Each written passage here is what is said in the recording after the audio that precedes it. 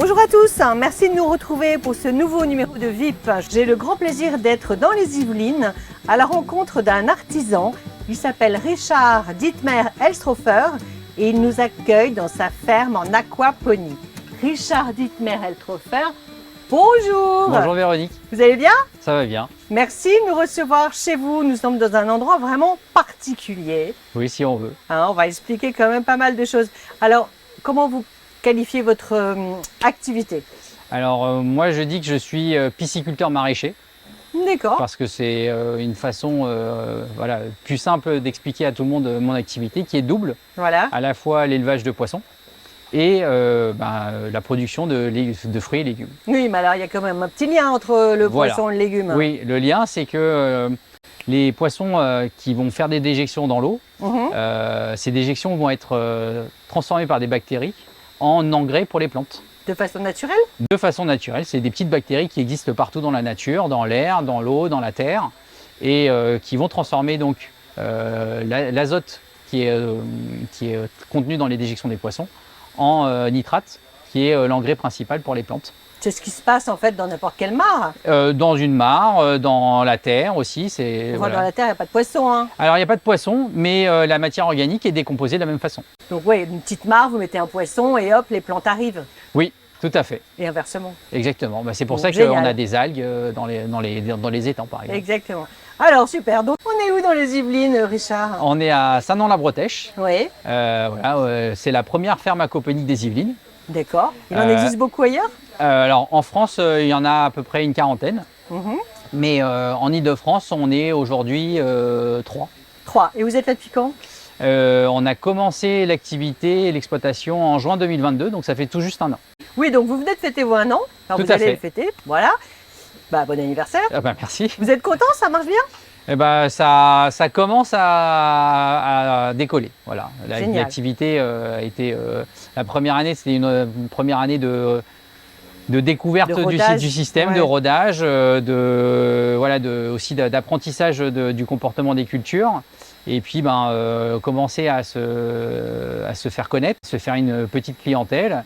Et puis cette année, c'est une année, on va dire, plus d'expansion où on va essayer vraiment de capter un maximum de clients pour pouvoir cette année se rémunérer un petit peu.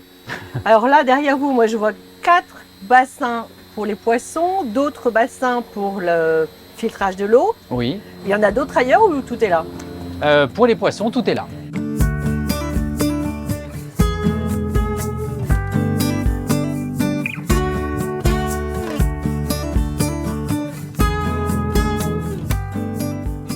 Quand est-ce qu'on peut venir acheter des produits chez vous? Alors, vous pouvez venir, si vous pouvez, à la ferme tous les vendredis soirs de 16h à 18h. D'accord. Nous organisons un marché de producteurs avec les autres entreprises du site. Qui proposent quoi alors? Des champignons et des plantes ornementales. Toute l'année? Toute l'année. Bah, c'est génial. Voilà. Okay. Et puis après aussi, je fonctionne aussi en commande sur le site web, donc avec des livraisons le mardi soir et le vendredi soir. Et sinon, alors qu'est-ce que vous nous proposez à la vente? Nous proposons des truites arc-en-ciel entières vidées. Nous proposons aussi des fruits et légumes. Donc au niveau fruits, on est un petit peu cantonné pour l'instant aux fraises. Et puis bientôt, on aura quelques autres produits comme la physalis. Qu'est-ce que c'est la physalis? La physalis, vous savez, c'est un petit fruit qu'on trouve souvent dans les pâtisseries, sur les gâteaux. Oui, c'est un petit fruit orange avec des feuilles qui sont un peu séchées. Voilà. Oui, je vois. Ah, vous allez faire ça? On en a, mais simplement, c'est un petit peu plus goûtu que ce que vous pouvez trouver en général sur les pâtisseries, parce que c'est cueilli à maturité et puis localement. En général. Donc ça, c'est pour les fruits? Voilà, pour les fruits. Pour les légumes, on a des légumes de saison. Donc en ce moment, on va trouver des haricots verts, bientôt des concombres, bientôt des tomates, des poivrons, des aubergines, des courgettes. De magnifiques salades. Voilà, des salades, des herbes aromatiques, des blettes, des radis. On a même essayé des mini carottes cette année pour essayer. Voilà, on vient de sortir de la période, hivernale où on a eu des choux-fleurs, des choux raves. Voilà. Et alors pourquoi est-ce qu'on ne peut pas dire qu'une culture maraîchère en aquaponie n'est pas bio? Parce que Enfin, est bio, pardon. l'aquaponie ne peut pas être labellisée bio parce que il n'y a pas de lien à la terre. En fait, dans le cahier des charges européen de l'agriculture biologique, il faut qu'il y ait un lien à la terre.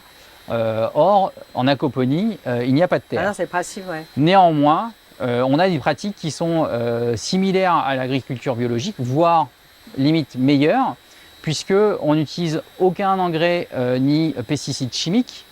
On ne peut pas se permettre d'utiliser un certain nombre aussi de produits qui sont utilisés en agriculture biologique en traitement contre des maladies, par exemple la bouillie bordelaise. Pourquoi alors parce que en fait, tous les produits qu'on pourrait mettre sur nos cultures ou dans l'eau pourraient tuer soit les poissons, soit les bactéries, ou si on voulait traiter les poissons avec des antibiotiques contre certaines maladies, cette fois-ci, c'est les antibiotiques qui se retrouvaient dans les produits qu'on mange. Ça pourrait nuire à l'équilibre. Et puis surtout, on va manger des plantes qui pourraient contenir ces antibiotiques. Donc en fait, on s'interdit d'utiliser tout ce type de produits-là. Juste rien, zéro intrant. Alors l'intrant, c'est l'eau, c'est la nourriture des poissons. Voilà, on utilise aussi un petit peu d'algues. Voilà, on fait des compléments en algues, en purin ou en décoction de plantes naturelles, des orties par exemple, de la tanésie. Voilà, on utilise ce type de produits qui sont complètement naturels parce que voilà, c'est le système qui nous empêche de faire ça. C'est la valeur du système. Exactement. C'est la vertu du système. C'est la première vertu. La deuxième, c'est qu'on économise 90% d'eau par rapport à l'agriculture conventionnelle en pleine terre. Parce que c'est un circuit fermé. Donc toute l'eau circule entre les plantes, les bactéries, les poissons et tout le temps. Et donc il n'y a pas de rejet dans la nature. Et quand on rajoute de l'eau, toute l'eau est utilisée pour la croissance des plantes et des poissons. Et on ne fait simplement que des petits compléments d'eau hebdomadairement parce que les plantes notamment consomment beaucoup d'eau pour leur croissance. Et en plus, elles consomment juste ce dont elles ont besoin finalement. Exactement. Extra. Bon, vous m'avez parlé de nourriture de poissons. Oui, je vais vous montrer. Je pense qu'ils ont un peu faim là. Oui, elles ont un peu faim les truites, donc je vais vous montrer comment on les nourrit. Alors je vous suis.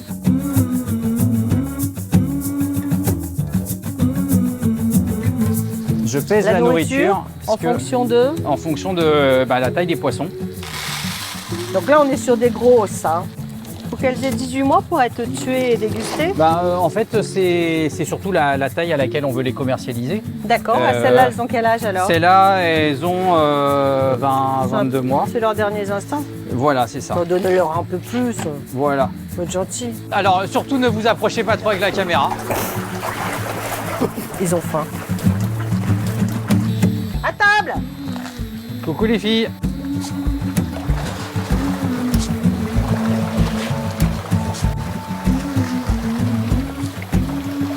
Il y en a combien? Il y a à peu près 150 poissons ici.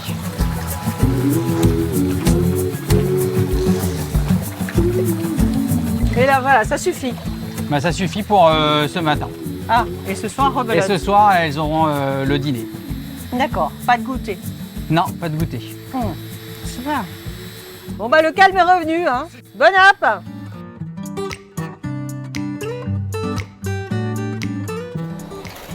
Vous voyez les racines des plantes qui poussent dans l'eau directement.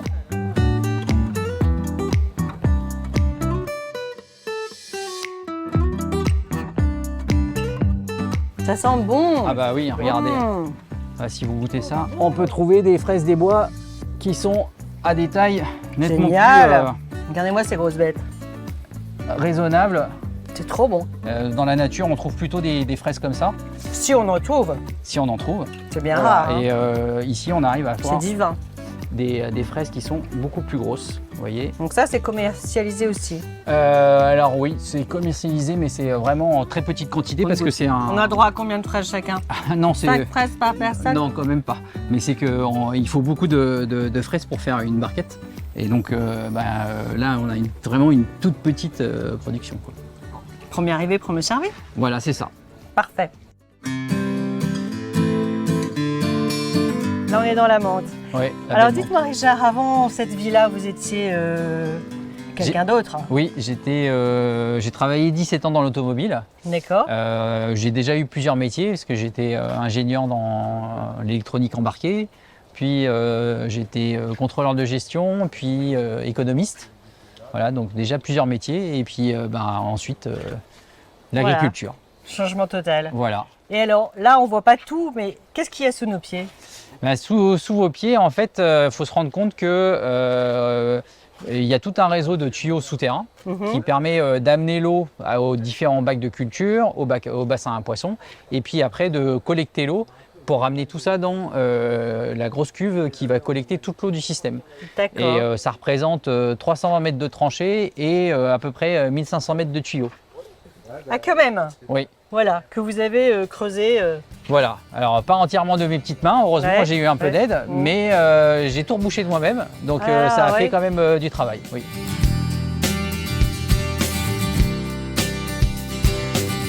Bon, alors on y va?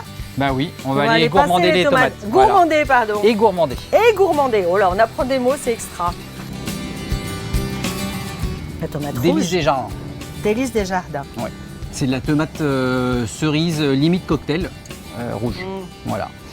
Et donc, vous voyez, là, l'équipe est en train de faire l'entretien des plants de tomates. Équipe, nous voici. La première étape que je fais, c'est que j'essaye d'enrouler la tige principale de mon plant. Je vais retirer les quelques feuilles assez malades, donc qui sont plutôt assez âgées. Donc hop, tac, voilà. Ça permet aussi de ventiler et de limiter les problèmes fongiques et bien ventiler la parcelle. J'enlève les gourmands. Donc les gourmands sont des parties des organes de la plante qui vont se développer à l'aisselle des feuilles. Et ceux-là, on les retire parce que sinon, on va avoir un plant qui va se développer considérablement et qui, nous, dans un objectif commercial, va pénaliser notre production en termes de ventilation et de production de la plante. Et là, hop, donc je vois que c'est un gourmand, hop, et j'y vais, tac. Vous voyez, hop. Ah, concombres. regarde, il y a des concombres là.